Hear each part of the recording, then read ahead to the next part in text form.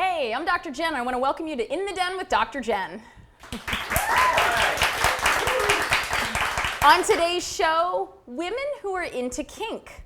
We'll hear about some recent research on what they're doing in the BDSM realm. The sexual fun fact is a not to miss fascinating one about how the anglerfish reproduces. And Ithyphallophobia. What's that word? Stay tuned.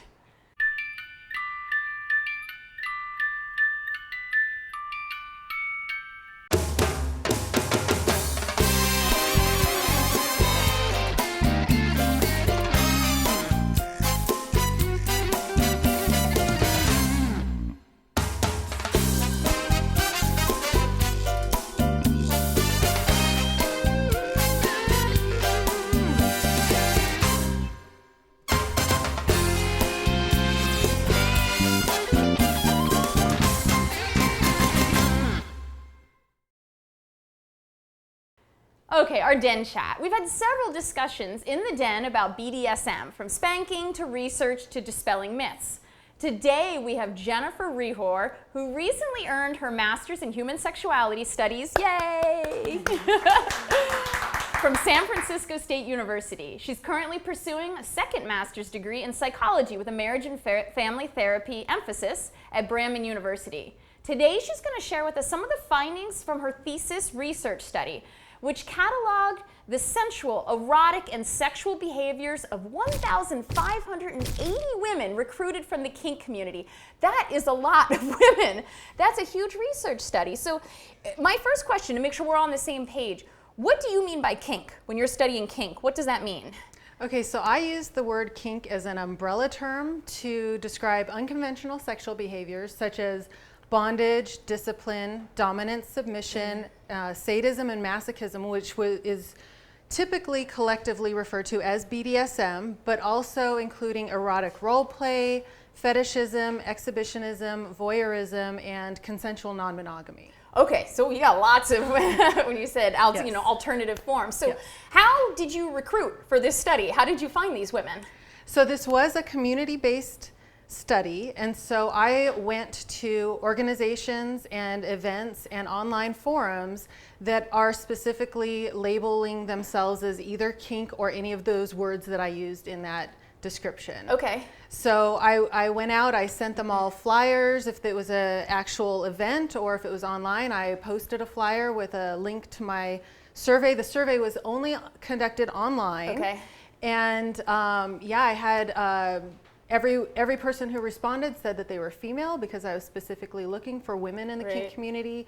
They were between the ages of 19 and 72. Oh, that's awesome. The average age was 34, Okay. and it was an international study. Because it was online, it opens up so many more areas. So about 20% of my participants were from countries outside of the United States. That's awesome. Did you expect to get that many? I had no idea what to expect. Because that's a lot of data to crunch. Right. So. It's a lot of data. And so that's a ton of research. And so I know we could talk about this for hours, which I would love to, and we have before actually. But so what could you share with us, one or two of your most interesting or fascinating or surprising results that you found?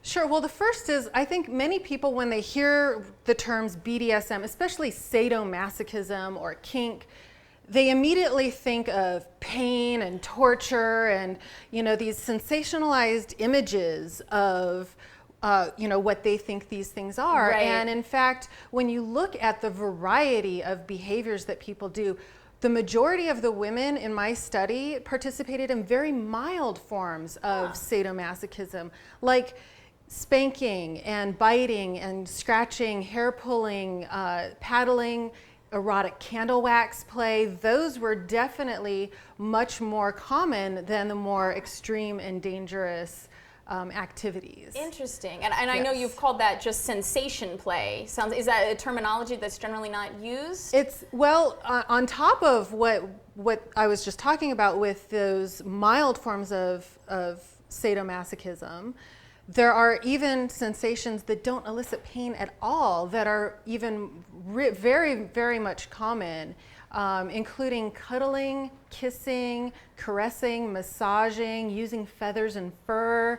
All of those kinds of things were extremely common in my study, and that's why I believe that perhaps we should use sensation play as an aspect of kink as well, because it is happening quite a bit. Right. I think everybody would do well in their sex lives to bring in more sensation play in any way. Exactly. In fact, kissing and cuddling were the top 2 erotic forms of stimulation out of the entire survey, and I included 126 forms of erotic stimulation. So kissing and cuddling were the top 2. Okay.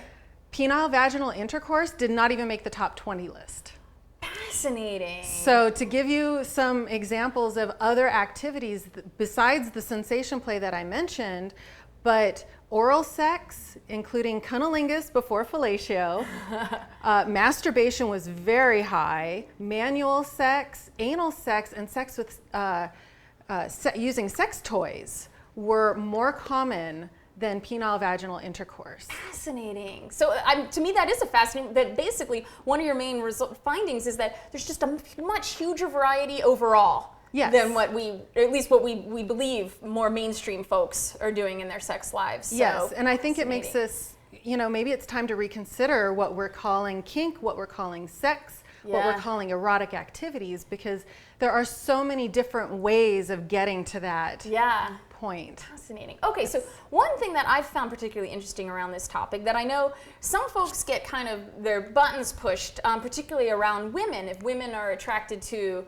the bondage play or the pain or something, that they feel like they're acting out oppression from society or patriarchal roles. Yet I know, having heard you present on this research, that for a lot of women there's been a lot of healing for them being in the kink community. And could you speak to that healing component for them? Absolutely. In my survey I included a few very broad, open-ended questions where people could actually write in. And one of the questions was, is there anything else you would like to add? Oh, dangerous question. Which I had no idea what their response was going to be. And I have to tell you, so many of the women talked about it being a personal journey for them, about them learning more about themselves as they're entering the community or as they're learning about these behaviors, about dealing with pain, like physical chronic pain, using some of these activities to overcome fibromyalgia and stuff like that. The pain, coping with death. They're using the kink community as a support network. Interesting. So I think that there are some really, really wonderful things that people are doing within the community that absolutely is a healing therapeutic quality. That's awesome. Okay, my final question to you is, why research this topic? Well, how come? Well, I was working on a project where I was looking at textbooks for college-level sexuality classes. And as I was looking through these, how alternative sexualities, kink in particular, is being represented in those textbooks, I just realized very quickly, this can't be right. I dug a little deeper and I realized a lot of the data is very outdated. And most of the data is coming from studies based entirely on men. And women are being left out of this education. Or assumed that they're not a part of it. They're either assumed that they're not a part of it, or it's assumed that whatever men do, that's what women are doing too. And so it's fine. And that's not really the case. There are a lot of activities that women are doing that men might not be doing, like vaginal fisting. There is no information about vaginal fisting, breast play, things like that are very specific to females. And so I was just inspired by what I was reading, and rather than just be upset, because I was a little upset when I read it, I just decided, the best way to change what's being quoted in the textbook is to go back and create new up-to-date data for them to quote. That's freaking awesome and incredibly inspiring. Thank you. A round of applause for Jennifer here. That's awesome. If you want to find out more and find Jenn online, you can visit her at sensualliteracy.com.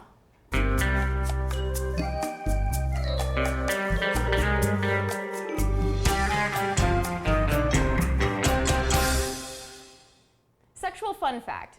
My question to you, what happens to a male anglerfish after it mates? Take a look at that photo. A, it falls asleep. B, it dies. C, it's eaten by the female. D, it's absorbed into the female's body. All right, yeah, this is totally wacky. It's D, it's absorbed into the female's body. So actually, let me clarify, because this actually happens prior to mating, and it's a way that the male ensures that it's able to mate and the survival of the male. So get this, I just love this. Some male anglerfishes are less than an inch long, while the female can be several feet long. Yeah? So right away, we can picture that's problematic already. So the male smells out a female, clamps its teeth into her, and never lets go, which is either really romantic or really creepy. What happens is his mouth actually starts to become enmeshed into the female, and his eyes dissolve, and his circulatory system gets, overlaps with hers. And so he basically loses the ability to live on his own, and he serves just as a reproductive appendage. I know.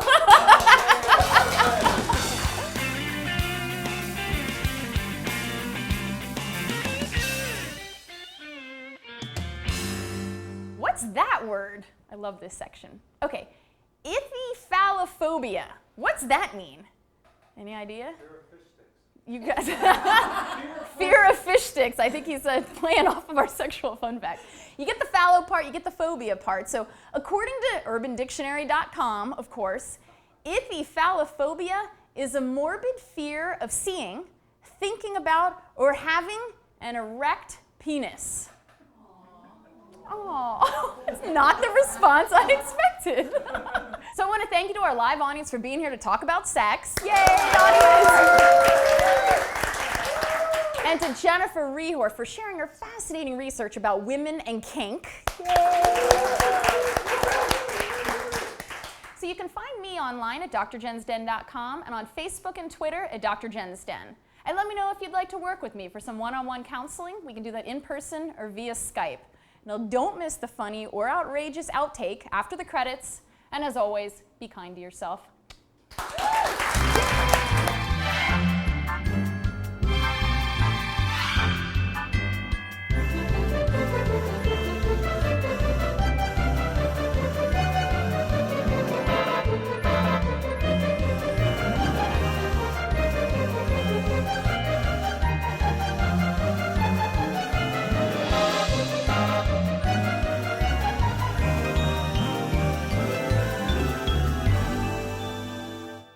So you'll have to cheer again. We'll do that all again. Not yet. He's like all on the edge.